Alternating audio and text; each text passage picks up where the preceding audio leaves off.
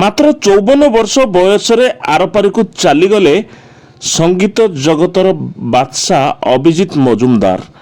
1971 ମସିହା ସେପ୍ଟେମ୍ବର 11 ତାରିଖରେ ସେ ଜନ୍ମଗ୍ରହଣ କରିଥିଲେ। ପେଶାରେ ଜଣେ ଥିଲେ ଅଧ୍ୟାପକ। ମାତ୍ର 1946 ମସିହାରେ ସଙ୍ଗୀତ କ୍ଷେତ୍ରରେ କାମ କରିବା ପାଇଁ ଚାକିରିରୁ ଇସ୍ତଫା ଦେଇ କଟକ ଚାଲି ଯାଇଥିଲେ। 2000 ମସିହାରେ ସେ ଓଡ଼ିଆ ଚଳଚ୍ଚିତ୍ର ଜଗତରେ ସଙ୍ଗୀତ ନିର୍ଦ୍ଦେଶନା ଦେବା ଆରମ୍ଭ କରିଥିଲେ।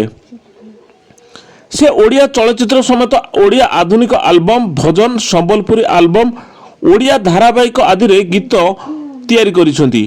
1991 ମସିହାରେ ଅଭିଜିତ ପ୍ରଥମ କରି ସଙ୍ଗୀତ ଜଗତରେ କାର୍ଯ୍ୟ ଆରମ୍ଭ କରିଥିଲେ।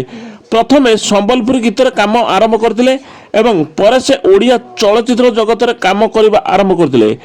ଓଡ଼ିଆ ଚଳଚ୍ଚିତ୍ର, ଆଲବମ୍ ଏବଂ ସମ୍ବଲପୁରୀ ଇଣ୍ଡଷ୍ଟ୍ରି ପାଇଁ 700ରୁ ଅଧିକ ଗୀତ ନିର୍ମାଣ କରିଛନ୍ତି ଅଭିଜିତ।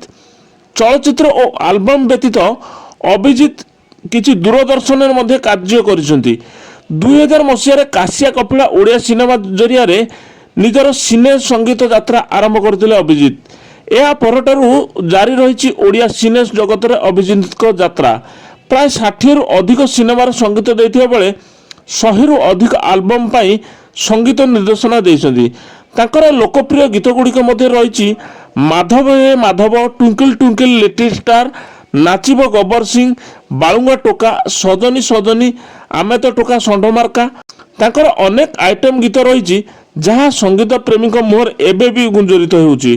ତୋର କଞ୍ଚା ହଳଦୀ ଦେହଟା କରିଲୋ ଗୀତରେ ସେ ନିଜ କଣ୍ଠଦାନ ମଧ୍ୟ କରିଛନ୍ତି।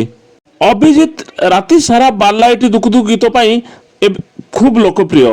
ରଖିବ ଯଦି ସେ ମାରିବ କିଏ, ମୋ ସୁନା ପୁଅ, ତୋ ବିନା ଭଲ ଲାଗେ ନା, ଶ୍ୱଶୁର ଘର ଜିନ୍ଦାବାଦ ଭଳି ଅନେକ ହିଟ୍ ସିନେମାରେ ସଙ୍ଗୀତ ନିର୍ଦ୍ଦେଶନା ଦେଇଛନ୍ତି ଅଭିଜିତ।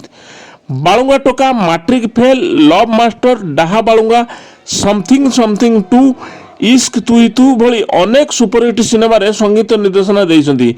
2010 ମସିହାରେ ତୁ ଥା ମୁଁ ଯାଉଛି ଋଷି ସିନେମା ପାଇଁ ଓ 2022ରେ ତୃଷ୍ଣା ସିନେମା ପାଇଁ ରାଜ୍ୟ ଚଳଚ୍ଚିତ୍ର ପୁରସ୍କାରରେ ତାଙ୍କୁ ସମ୍ମାନିତ କରାଯାଇଥିଲା।